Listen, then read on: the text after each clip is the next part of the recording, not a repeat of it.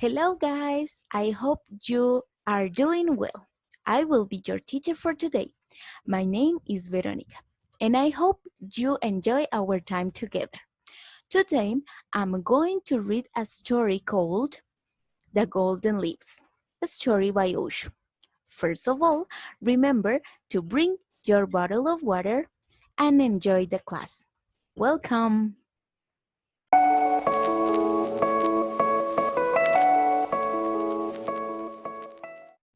As I already said, I'm going to read the story called The Golden Leaves, a story by Osho. So let's start with the story. The Golden Leaves.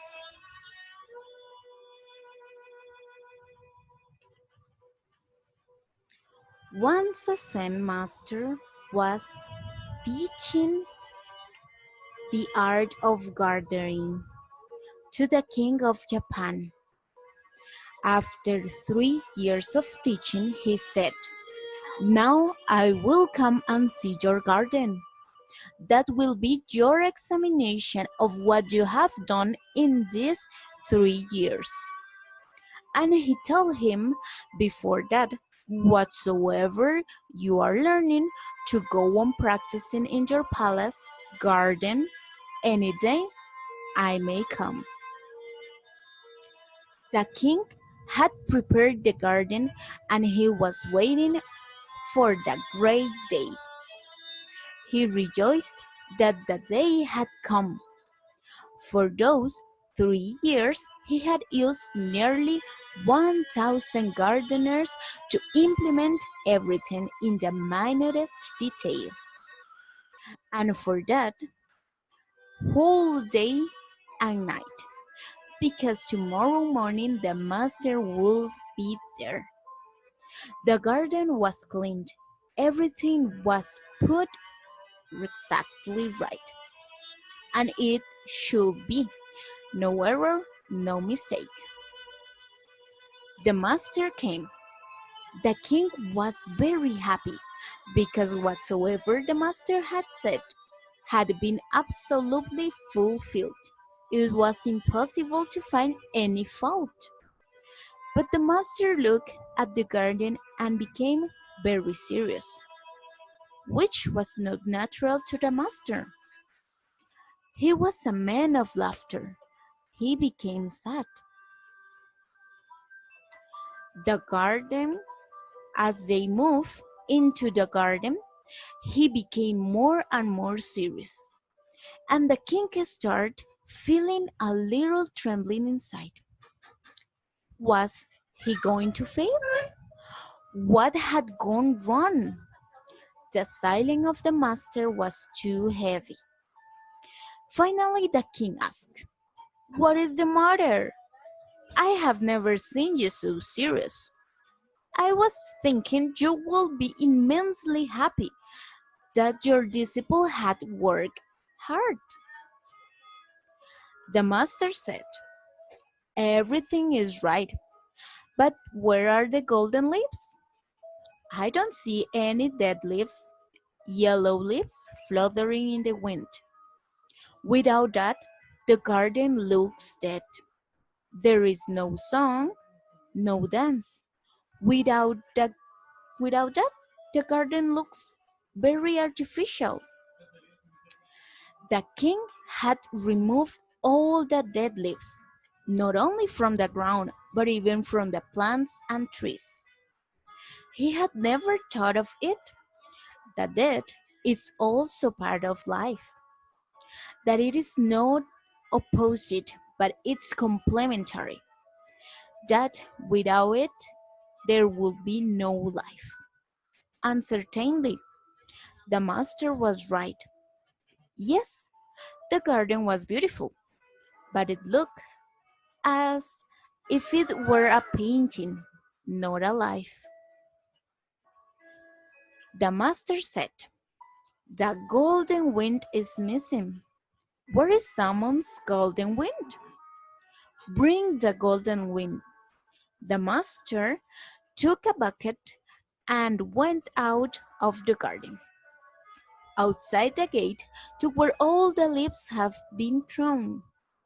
He collected the leaves in the bucket and came and threw the leaf on the pot.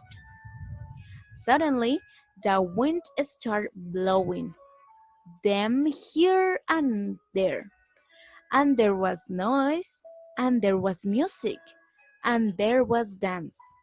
The master said, "Now there is life. The wind is golden again." This is Amon's golden wind. When all thoughts fall down from your mind and your consciousness stands absolutely bare and naked, deep down near your roots, the wind is blowing, and all your thoughts are fluttering far away from you. No more part of you. They still remain there. They don't go anywhere, but they are no part of you. You have transcended. You are standing above them, a watcher on the hills. That's what meditation is. Osho from Darshan Diary, The Golden Leaves. What do you think of this story? Do you like it? Well, now I will give you a very quick explanation about the Wisdom Bennett text. In the story, we can see that at the end, we talk about meditation.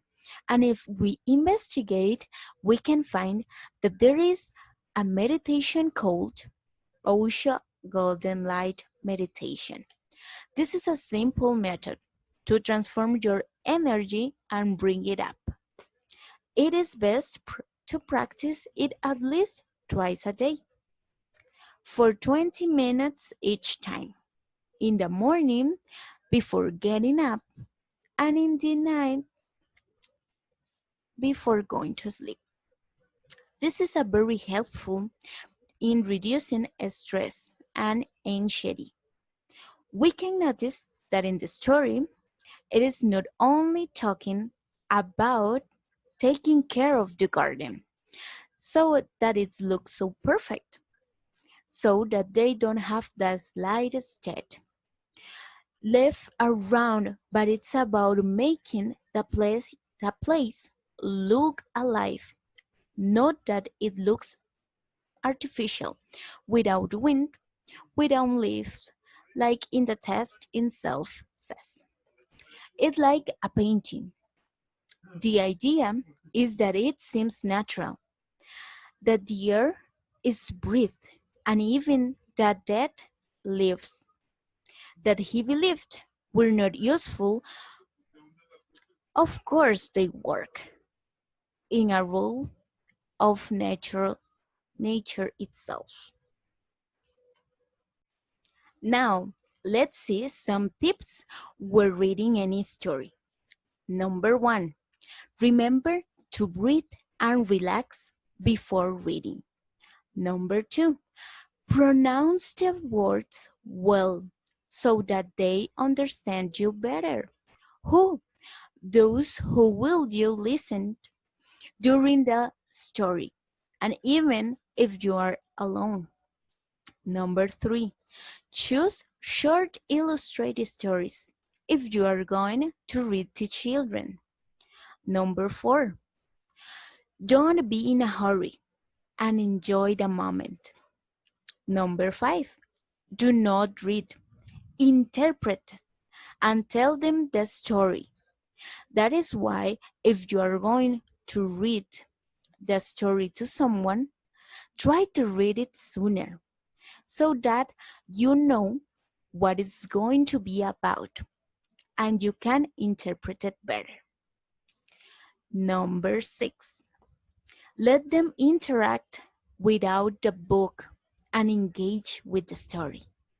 And number 7, repeat the words and explain everything they don't understand. For example, in today's text, we can see some words that are somewhat difficult to pronounce, at least for me, such as rejoiced, manifest, fulfilled, laughter, trembling, immensely, consciousness, fluttering, and transcendent. There are, for me, the most complicated words in the text. Remember that the pronunciation is more important at the time of we speak or read something. When pronouncing or saying word that we don't know, it's better to look for it first for a better understanding of the listener. And well, that was it all for today. Thank you very much for being here and see you next time. Bye bye.